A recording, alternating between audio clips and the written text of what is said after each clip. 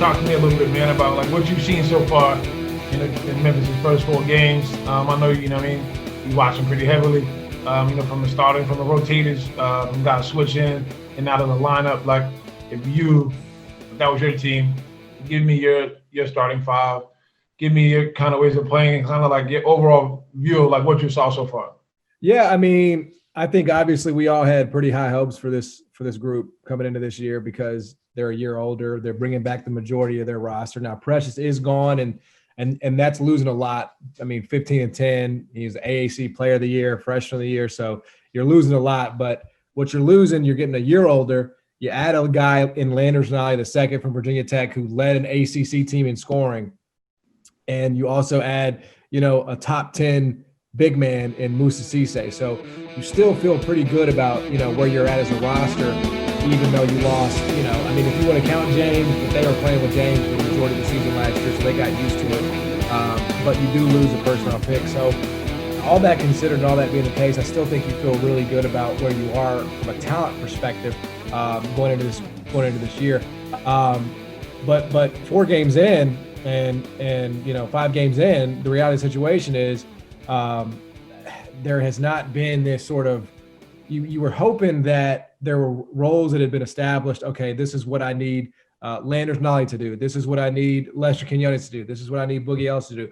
And he's had those conversations. We know he's had those conversations, Penny Hardaway, but for whatever reason, it's not stuck. And he's still trying to figure out, what his best rotation is, what his best lineup is. And, I think the obvious move was to sub out Alex for Damian. Damian Ball is just a bigger, more explosive, better finisher than Alex Lomax. I still think there's a place for Alex Lomax in college basketball. I still think there's a place for Alex Lomax on this team, but it wasn't as the starting point guard for this group. And I think you saw that certainly in South Dakota. Honestly, because the way that he's been playing, I really need to wake him up. My 5 right now would be Damian Ball, Boogie Ellis, Lester Quinones, Landers Nolly, and Musa, which means I'm putting DJ Jeffries on the bench. And that sounds sacrilegious to a lot of people who are watching this and listening to this right now.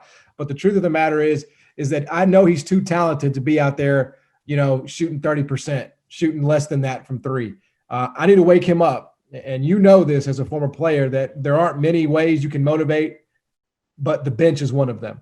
And so honestly, I would have to look at that if I'm Penny, because he's better than what he's been so far, and they need to find out how to get the most out of him. Yeah, man, I agree, man. I think for me, like you said, watching it from like I said, again, I went through it and playing for Coach Kyle. Yep. I remember yesterday, after Midnight Madness, that Friday or whatever, we had that shebang. The next morning, the first official practice, he's like, we sat down in front of his desk, he had an offense, and they were like, he just defined roles. Antonio, you're a defender. You do X, Y, Z. Chris is gonna get all the shots, or D Rose is gonna get the shots, or so you can't be jealous. You know what I mean? You got to kind of understand like what's going on. I think personally, like watching, I felt like Western Kentucky was decent, but we should have beat them. Same with VCU, but I just thought it was more of like, oh, he just shot the ball 2 times. I gotta shoot it 2 times. Like they all kind of. They're not playing for one another. They're like out for number trying to get to the league. They just seen 2 of their boys get drafted in the top 20 in the draft. And, kind of that kind of raced through some kids' mind a little bit. But I think as well, like you said, Damian Ball, Boogie, those guys gotta be. They bring so much energy. Ball brings so much energy. It's insane. Like going into tonight, they play Central Arkansas. I was watching earlier, seeing some things like Central Arkansas got like 5 of their top scorers coming back. I feel like tonight could be a good test for them against a low major school who is going to try to come in and steal a win tonight. What do you think? No, look, these 3 games, going back to earlier this week against Arkansas State, then you've got Central Arkansas on Friday night, and then you're playing Mississippi Valley State, who was the worst team in Division I. You need to use these 3 games to just destroy everything in sight. And find a way. And listen, I know these games don't mean shit, right? Nobody's watching these games and saying, all right, Memphis wins by 29 against Arkansas State. They're back. But But it might be a great way for like you talked about, Boogie Ellis taking some shots, seeing him go down, DJ seeing some shots go down. Lester had damn near a triple-double against Arkansas State. I mean, even though those opponents, are not even close to being good wins for Memphis on a tournament resume, they might be good wins from a morale standpoint. When you go 1-2 in South Dakota and basically get your brains beat in by a VCU team that was picked 9th in their league, I mean, you gotta boost your confidence, your morale some way, somehow. And Penny can say everything he wants, but it's got to get done on the court, right? And so I think you got to use these 3 games as get right games. And so far, so good for Memphis. I expect that to be the case against Central Arkansas. This is their first game. All 4 of their games before now have been canceled because of COVID. So, I mean, again, if you're Memphis, you should absolutely kick their ass. I mean, to me, there's no other alternative. I mean, you are way too talented not to. Same thing with Mississippi Valley State. And then you're going into a big game against Auburn. Now, Auburn's not who we maybe thought they would be when the game got scheduled, but that's still an SEC opponent. And if you lose that game, you're going into conference play 4-3. Well, that looks a whole lot different than 5-2. In a year like this one, you don't want to have to go, 16-4 in the AAC to make the tournament, right? You don't want to be in that situation because I'm not sure 19 wins. I'm not sure 18 wins this season gets it done for the tournament. I just, especially in a weak AAC. So you want to leave yourself, a little bit more room for error in conference. And so what they really need to do, Antonio, is just destroy Central Arkansas and then destroy Mississippi Valley State. And then they need to win against Auburn at a neutral site. I mean, that's, obviously you take it game by game, but that should be, this month's objective for Penny Hardaway, just getting out of non-conference play with 5 wins. Yeah, definitely. Like I said, man, and I'm going to keep going back to my senior year because I remember, I guess we were in the same boat. We lost Joe Dorsey. Yep. Derrick Rose, and similar how they lost some powerful players. Getting to the national championship, we bring in just Tyreek Evans. Yep. And Wesley Witherspoon, and we're juniors and seniors with some of these young guys, and we go to Puerto Rico and we beat Chattanooga by like 1, and then we lose to Xavier in the championship. Yep. And I remember we get on the plane and Coach Cal's like, we got to figure this shit out. How are we gonna do it? So we got to practice the next day, and we were scheduled. We played like Lamar and like a couple other, and he just told us I'm not taking you guys out. I'm not rotating much. We're gonna get this shit going, and we ran off and won 21 straight games. And that's exactly right. And honestly, it was because, and this, but it was because Cal tried Tyreek at point guard. Yes. I mean, and that's the thing with any coach, right? Yes, you have a certain vision for how you think it should look or how it should be, but if the results don't match what you think they should be, you got to be willing to try and change. He had me at the point. I remember, I told Coach Ross Strickland at the time, I said, Coach, I got to get up. I cannot play the point. You got to move me. So Coach Strick used to always tell Cal, we got to get Tyreek at the point. But, Coach wanted him, on the wing to catch and kind of score a little bit. Yep. But I'm like, look, Tyreek, man, we don't care about you not passing. Go score. We need you to score. Exactly. And, I think sometimes it takes teammates to make a Landis Gnarly or EJ to feel comfortable. And I think some of those guys have to, like you said earlier, define their role and also know, we're not going to win many games, big games, if Landers and Boogie and these guys and DJ and these guys aren't playing at the top of their game. 100%. And I think that's some of the other guys who are on that team have to sacrifice their want for points, for those guys in order for the team to win. Well, and that's what's so hard, right? I mean, because it's almost a self-fulfilling prophecy. When you were at Memphis, I mean, all you knew was winning. That's it. I mean, since the day you got there. And so it was a lot easier for you. And you had one of the most decorated college basketball careers of all time. But it was a lot easier for you to buy into the system because the system was proven. You had been to an Elite Eight. You had been to multiple Elite Eights. You had been to a national championship game. So you knew, hey, I'm going to have to do this because I know it's what it requires. These guys aren't there yet. They haven't been to an NCAA tournament. So they do have to sacrifice. There's no question about it for this to work for the greater good. You would like to be quite honest with you, like you said, hey, Landers is going to be our shot maker. He's going to be the guy. He can score better than anybody else on the team. But look, DJ's got pro aspirations. Boogie's got NBA aspirations. All these guys have NBA or professional aspirations, and they're just still so young where it's harder for them to come to grips with what it takes at this level. Certainly, I think they can get it because you're learning from, one of the NBA icons who knows more about what it takes at the professional level than Penny Hardaway. So I'm assuming he's hammering that home day in and day out.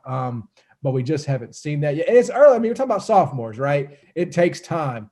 And it takes time to establish that system. You just hope that, over time and certainly over this season, that comes into more view. I think sometimes too, man, like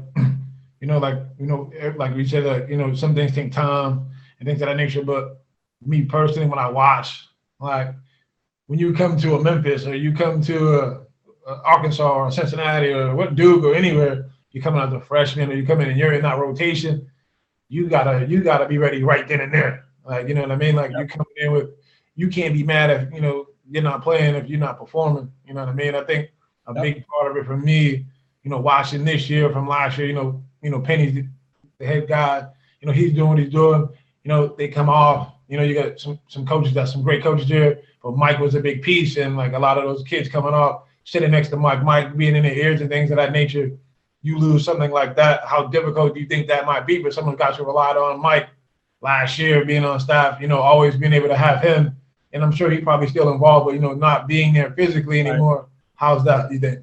Yeah, I mean, I think anytime I just think staff, like if you can avoid staff turnover, I mean, it's kind of a double-edged sword, right? Because you want to build a coaching tree. You want to build out something where, you can get my dog's making an appearance here, where you can get, guys to say, hey, Memphis is a place I can go as a coach, and learn from Penny and get a job somewhere else, right? And eventually get to a place where, Memphis becomes a launching pad for these guys. Mm-hmm. At the same time, you also need stability.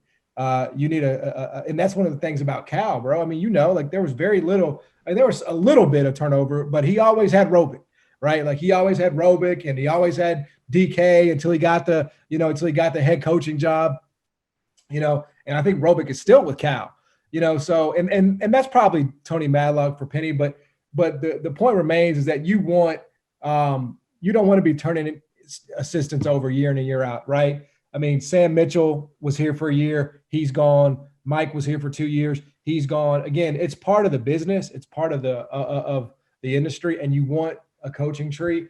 But certainly, I mean, those guys have relationships, and it's for a long time. I think where it hurt Penny the most, and maybe it didn't even, but he had 2 assistants, as for the majority of the summer. And they ended up hiring Jermaine Johnson in that spot, and Penny says it's temporary, but I just think it's a lot harder when you only have 2 guys on that bench. Yeah, definitely, man. Like, so that's the crazy part. You know what I mean? Like, I was just in Memphis when I seen I know JJ from when I was there. He's coaching high school. Yep. He's a cool dude. So hopefully he can bring, whatever they need. For him to kind of help that young squad, man. But like, if what do you think they're missing? Like, like watching them play, like, we talk offense, we talk coaching, we talk defense, like outside of the continuity, like getting things together, like when you see certain players, certain lineups, like you mentioned the 5 you would like to be out there, like, do you think it may be better playing Landers and DJ in different rotations, or, because like when I watch him, it's like kind of like a log jam a little bit, like, and DJ was one of my favorites too. I knew him since he was a younger kid. Like, but like you said, I think got to be able to see him get going at some point. Like tonight, maybe, hey, look, you should go out here and get 20. No matter how many shots you take, so you can start getting in that rhythm. Like, what are some of the things you see that those boys need to get going, like get done to get going? Well, I mean, you kind of answered it, man. I mean, because again, we're talking about college, so it's different. But if this were an NBA team, right? You have a second unit that pretty much plays together the majority of the game, and on that second unit, there is going to be a scorer. there was going to be somebody who that is their responsibility. You're going to have a backup point guard, you're going to have backup rebounders, but you're going to have a backup guy who just all his job, Jamal Crawford, Lou Williams, the list goes on and on of guys who come off the bench and just all their responsibility is to score. And I think that's, I think they clearly want it to be Boogie, right? They clearly want Boogie to play that role, but I almost wonder if you don't need to try DJ as that role, for a little bit at least, and just kind of break up, like you said, Landers and DJ, because, like it or not, they do a lot of the same thing. They play sort of the same position. They're kind of the same size. They want to do the same thing. And I guess maybe DJ's a better slasher and better at getting the rim than Landers. But, I would really use these next 2 games now to see, exactly, hey, can it work with DJ? And again, when you're dealing with Memphis talent, that's what complicates all of this, right? It's just so much harder to have those conversations because you got, family and you got friends and everybody's watching. And so it's just more of an ego blow when a Memphis kid goes to the bench, right? That. And that's primarily why Cal really never tried to recruit Memphis, because he didn't want to deal with it. He just didn't want to deal with it. And so I would try that, but I just think, man, this team I really would like to see. I know what I'm going to get from them defensively pretty much every night.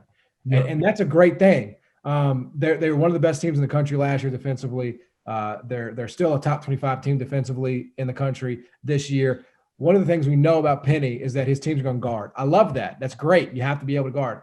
But I want to know, what is their offensive identity? What is it going to be? Are they going to be a pace and space? Are they going to be a pick and roll team? What do the sets look like when the tough gets going, or when the going gets tough? And you have to get a bucket.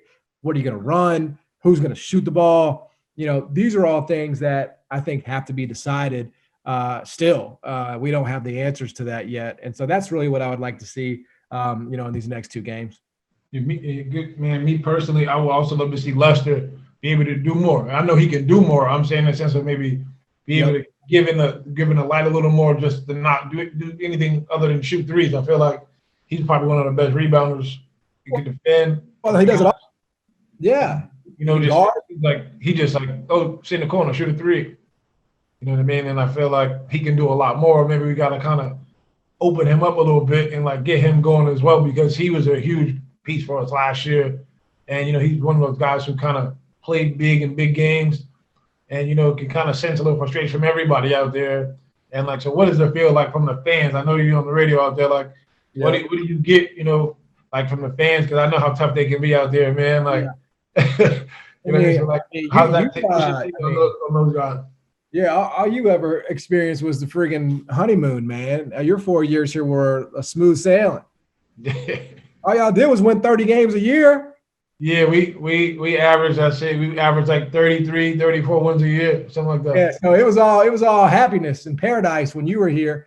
I think fans, much like most people around the country, expect this to be a tournament year. It's been – do you know how long it's been since Memphis has been in the tournament? Who? Do you know how long it's been since Memphis has been in the NCAA tournament? Probably what has it been since 2012 or 13 or something like that, right? Yeah, it was 13-14. Or excuse me, 12-13. It was 13-14 was the year. So 6, 7 years ago. Yeah, the Four Kings year. So that's not supposed to happen to a place like Memphis. Right. You're not supposed to be out of the tournament for that long. It's hard to still be relevant when you're not in the tournament for 7 years, for 7 seasons. It's very difficult. And obviously Memphis has gone through 2 coaches. So when you're bringing back the bulk of your roster from last year that won 20 games, you're adding an all ACC guy, basically. You're adding a top 10 big man in Musa Cisse. This needs to be a tournament year. And so I think Memphis fans are just a little disappointed in that 4 games into the season, it does not look like a tournament team. They might still be a tournament team because of the talent. And that's why we're even having this conversation, because if Memphis didn't have the talent right now, if this was a Tubby Smith team, I'd say there's no freaking way they are going to be able to do enough to make the tournament. They're not dynamic enough. the good news for Memphis is that they are. We know they are. There's too much talent on this team to not actually be able to make a run at it. But I think that's really the mood right now in Memphis is, why do we not know, what the best starting lineup is? And why do we not look like a tournament team? What the hell is going on? So that's kind of where everybody is in Memphis. I think too, man. It should be a lot easier playing with no fans. I know, like it would be like kind of like a scrimmage mentally, but just with uniforms. But you're going on the road now with no pressure. Exactly. No one's really screaming and yelling all in your face, anything like that. Yeah. That works the other way too, though. Huh? That works for the road team coming to Memphis. Yeah. I mean, so that's the bubble. The bubble is going to, the bubble is going to expose you, whether you're a good team or a bad team or a well-coached team or a poorly coached team, the bubble is going to, all that's coming off.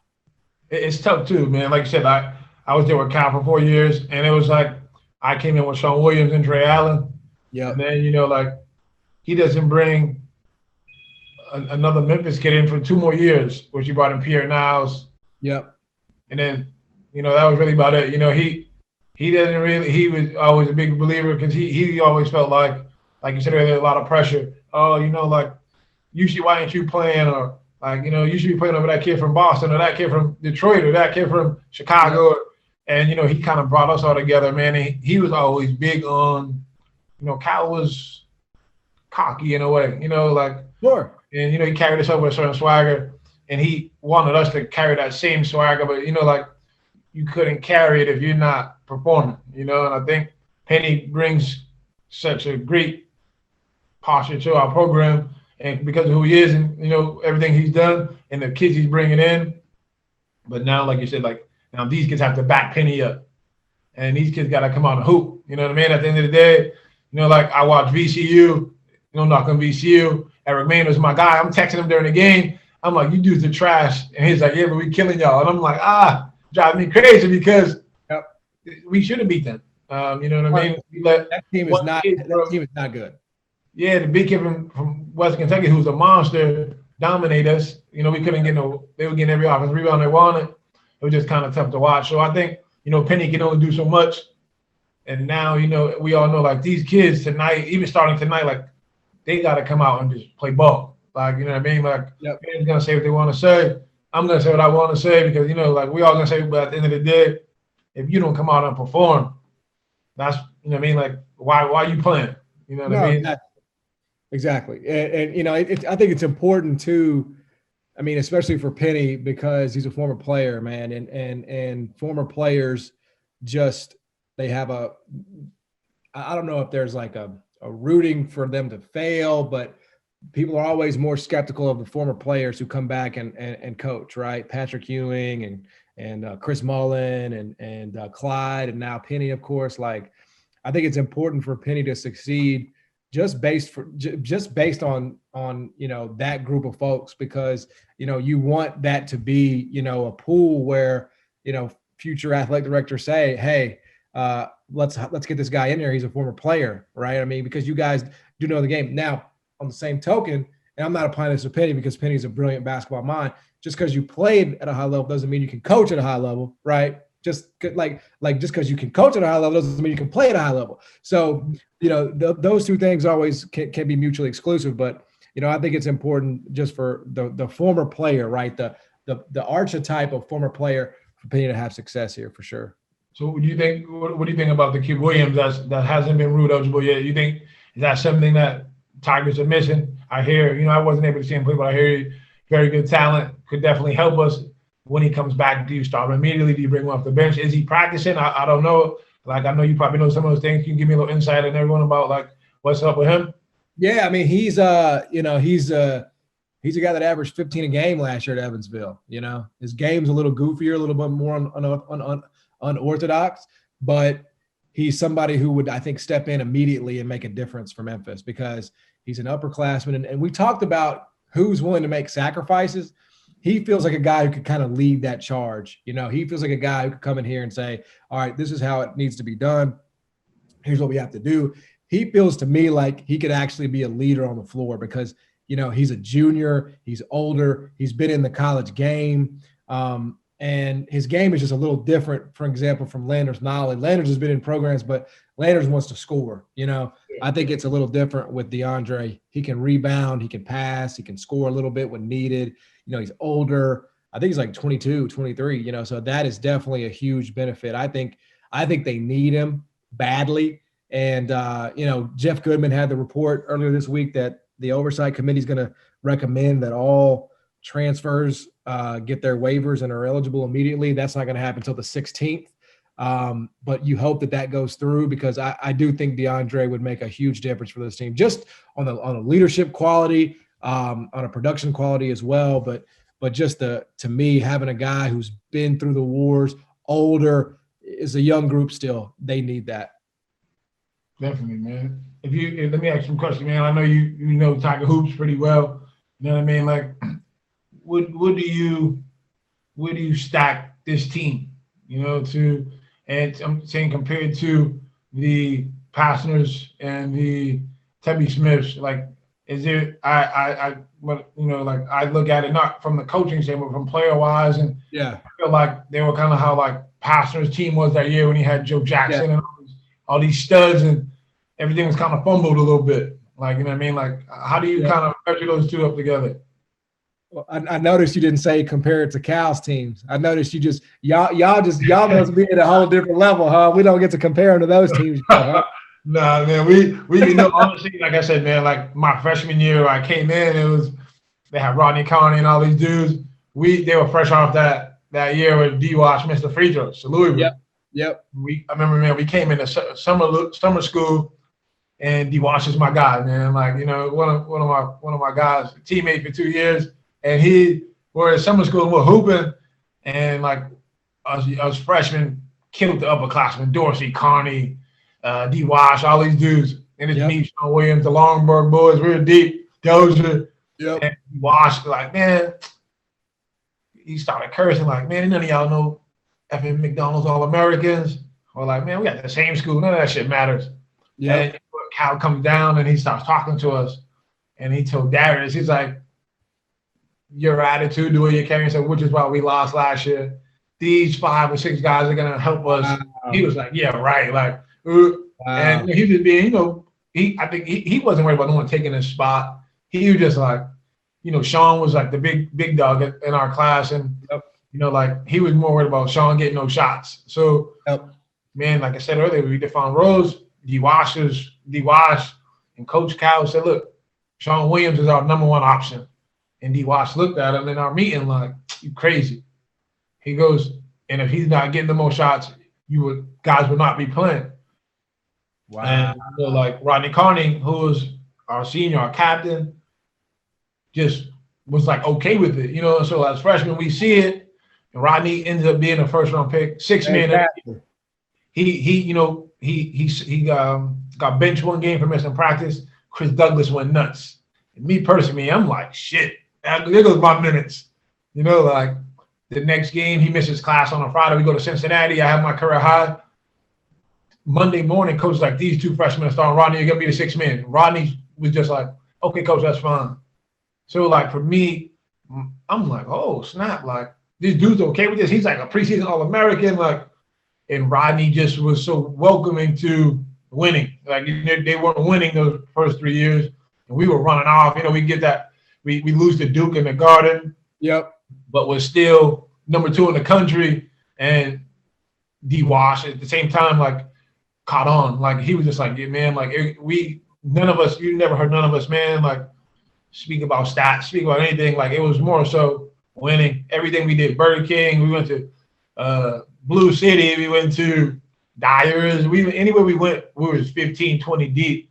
And I think that's what kind of helped build us to what we became. Exactly. Because it's hard for me to imagine that happening with this group. That's not to say they can't win together, but you telling that story about Rodney Carney coming off the bench as a freaking senior, as a preseason All-American, he's a top 10 scorer at a first-round pick from the University of Memphis, yet he was willing to accept, because Cal thought it was for the best coming off the bench as a senior. Like, and it's no accident that you guys won to the degree that you won, because that was the culture. That was the tone that was set. If Rodney Carney, right, one of the most decorated and one of the best Tiger players to ever wear that uniform, won't complain about coming off the bench to a freshman, or who you were a 3-star. It wasn't like you were coming in here as some McDonald's All-American, some entitled freshman that's got to get minutes. I mean, like you were unheralded. You earned your spot, but he still was willing to accept what was best for the team. And if he can do it, literally anybody on this roster should be willing to do it. And so we'll see. Yeah, I agree, man. Like I said, it was just crazy for me because at first Sean was being very passive, and coach was like, we need you to score, and like Rodney, those guys were like, man, shoot the ball. And like I said, man, Rodney still had the green light, came off the bench within 2 minutes, 3 minutes, and he still led us, and he was our leading scorer still off the bench. 6 minute a year in the league, player of the year in the league.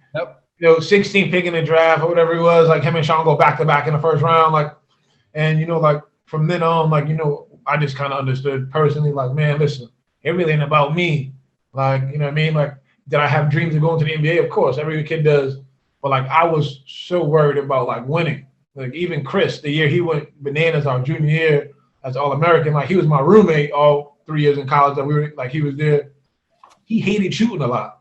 Right. Chris hated shooting a lot. We used to be in an apartment. I'm like, man, you got to shoot the ball. Like, he's like, man, nah, I don't want like people thinking like I'm a ball hog. And I'm like, listen, your job ain't to pass. You can't pass. You know what I mean? You can't pass. You're a scoring machine. And, Chris just accepted that. You know what I mean? I think, like you said, like this group has to maybe meet with themselves and without Penny and the coaches and kind of figure it out, because they got too much talent. Like to not be like, if you lose to those Western Kentuckys and VCUs, it should be like, man, those teams played the game of their life to beat us. It shouldn't be like we had no chance of winning. Like like VCU just and one thing that I will say too, man, is that this is Memphis, so we react to every small thing, right?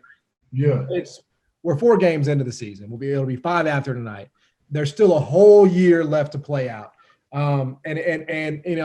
If you want, a little bit of, and again, the teams are very different, but it's exactly like you said, that 08-09 year, your senior year at Memphis, you guys, I think were 4-3, something like that to start the season, barely getting by Chattanooga. I mean, it's not like you can't figure things out. Y'all went on to make a Sweet 16, and won 30 games, and you went undefeated in your league. So it's not like things cannot get figured out. It's just like, okay, what do we see right now? What are the indicators right now? And unfortunately, they're not playing opponents that you would sort of use as a great baseline, right? They're not playing Houston. They're not playing Tulsa. They're playing rat teams where they're just going to overwhelm them with their talent no matter what. But what you hope, like we sort of started this show with, is that they use these next 2 games before they get to Auburn as just basically piñatas, man. Just beat the shit out of these teams and get some confidence going into Auburn. And then once league play starts, who your best 5 is, your best second unit is, and everybody on that team. Because right now, I feel like only 3 guys know what they're supposed to do. Damian Ball knows what he's supposed to do. Musa knows what he's supposed to do, and Landers knows what he's supposed to do. And I think everybody else is kind of like, what am I doing? Where do I need to be? And again, I will forgive that because you didn't have an exhibition. You didn't have, a preseason scrimmage. You just didn't have a regular preseason of preparation. So I can forgive that for now, but it needs to start looking better, and it needs to start looking better fast. Yeah, definitely, man. Like I said, man, I appreciate your time joining on with us, man. Oh yeah, man. Anything for you, bro. You're a legend. Pleasure, man. Like I said, I'll be watching tonight. Hopefully, it's a whooping. You know what I mean? I think it should be. I don't care who Central Arkansas got. Scottie Pippen ain't walking through the door, man. It should be exactly 40 piece. Exactly. But John, again, thank you, man. I appreciate it. Yes, sir, man. Be good.